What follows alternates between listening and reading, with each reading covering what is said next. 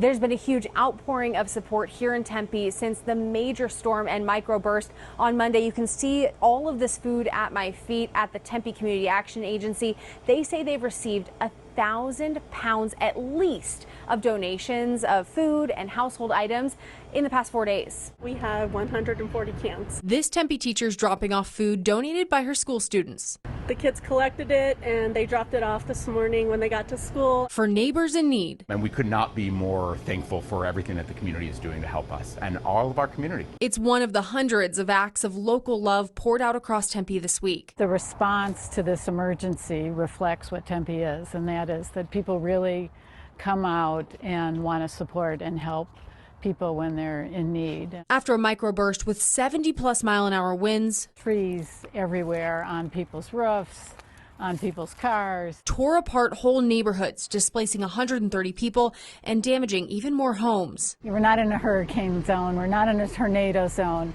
This isn't something we normally deal with. The city says first responders received more than 1,000 calls for help in just one day. We all share the same goal: to be safe, to return to normal. Officials are urging people who have home or property damage to fill out a report with the city online in order to make the case for emergency federal funding, even during the shutdown. FEMA is still operating, particularly for emergency situations like the people of Tempe have suffered. The Tempe Community Action Agency, or TCAA, is extending their food distributions this week and is partnering with teams of people to clean up yards over the weekend. We are really a catalyst to making sure that people are aware of what the needs are and how can we facilitate that. In terms of what they want donated, we would always prefer donations that have this kind of pop top. People are displaced from their homes currently. They don't have access to a can opener. They might not have access to a stove.